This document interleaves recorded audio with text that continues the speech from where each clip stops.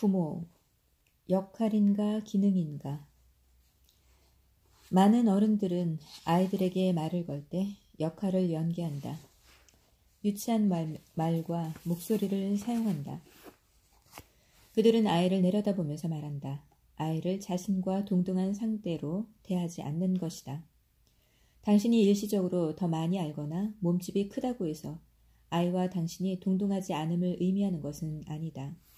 대부분의 어른들은 삶의 어느 시점에서 가장 보편적인 역할 중 하나인 부모가 된다.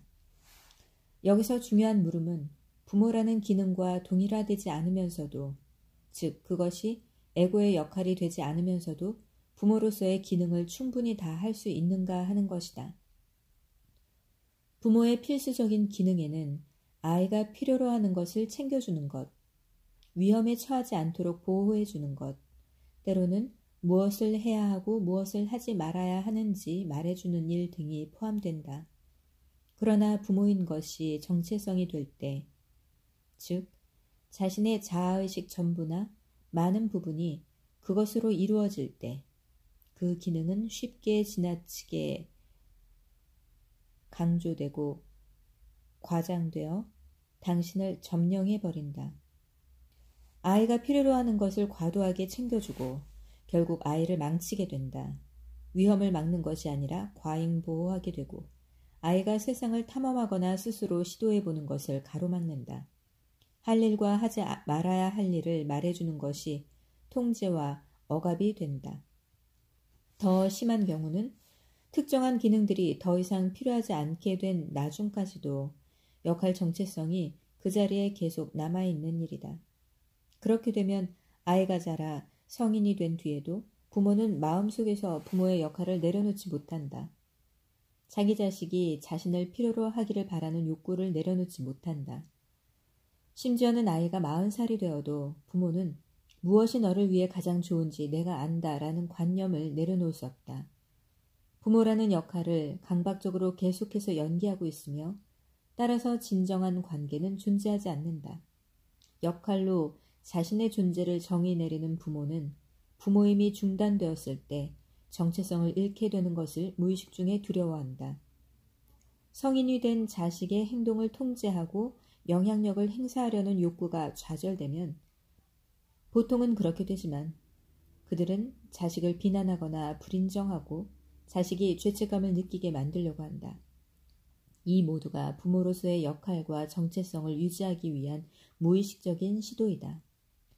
표면적으로는 자식을 염려하는 것처럼 보이며 또 본인도 그렇게 믿지만 실제로는 자신의 역할 정체성을 유지하는 데 관심이 있을 뿐이다.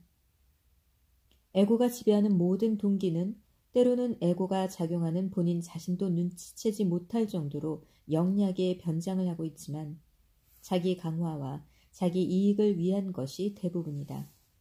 부모 역할과 동일화되어 있는 어머니와 아버지는 자식을 통해 더 완전해지려고 한다.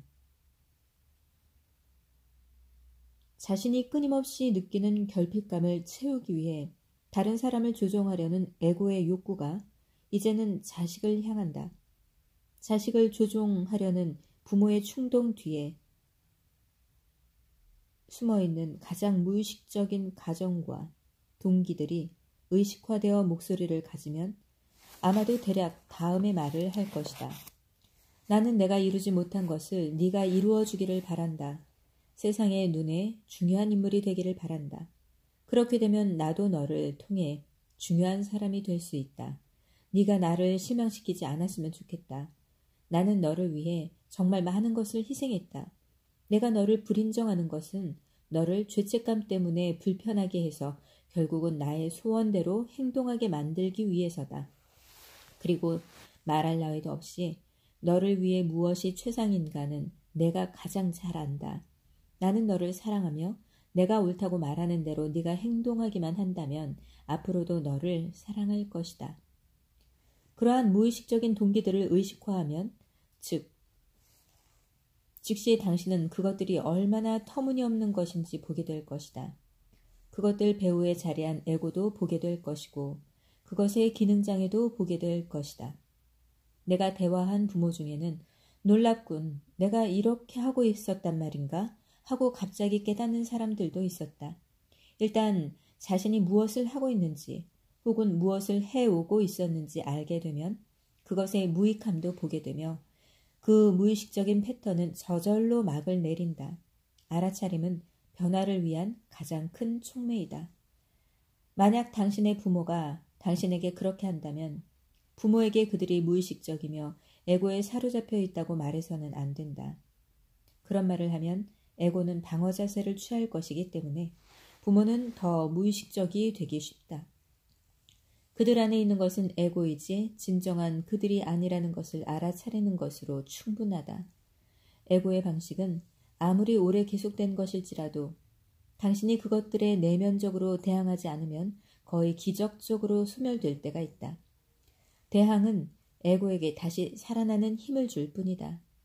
하지만 비록 그들의 에고적 방식이 소멸되지 않는다 해도 부모의 행동에 하나하나 반응할 필요 없이, 즉 그것을 그들 개인의 문제로 보지 않고 자비의 마음을 가지고 받아들일 수 있다. 부모에 대한 자신의 습관적인 반응들 뒤에 있는 자신의 무의식적인 가정과 기대도 알아차려야 한다. 나의 부모는 내가 하는 것을 인정해야만 해. 나를 이해하고 내가 누구인가를 받아들여야만 해. 정말 그런가? 부모가 왜 그래야만 하는가? 사실 부모가 그렇게 하지 않는 것은 그렇게 할 수 없기 때문이다. 그들의 의식은 아직 알아차림의 차원까지 진화의 도약을 이루지 못한다. 그들은 아직 자신과 자신의 역할을 분리할 수가 없다. 그렇다. 하지만 부모의 인정과 이해가 없으면 나는 행복하지 않고 마음이 편하지 않다. 정말인가? 부모의 인정과 불인정이 당신이 누구인가에 진정으로 어떤 차이를 가져다 주는가? 그러한 점검하지 않은 모든 가정들이 매우 많은 부정적인 감정들과 불필요한 불행의 원인이 된다. 깨어 있어야 한다. 당신의 마음속에 지나가는 생각들 중에는 혹시 당신 자신의 것이 되어버린 아버지나 어머니의 목소리가 섞여 있지는 않은가? 넌 아직 그럴 자격이 없어. 넌 결코 그렇게 될 수 없어. 아니면 그 밖에 다른 판단이나 정신적 입장이 들어있지는 않은가? 만약 당신 안에 그러한 알아차림이 있다면 그 머릿속 목소리의 정체가 무엇인지 알 수 있을 것이다. 즉, 그것은 과거에 의해 조건지어진 오래된 생각이다. 만약 당신 안에 알아차림이 있다면 당신이 생각하는 모든 생각들을 믿을 필요가 없어진다. 그것들은 오래된 생각일 뿐 그 이상이 아니다. 알아차림은 이 순간의 존재함을 의미한다.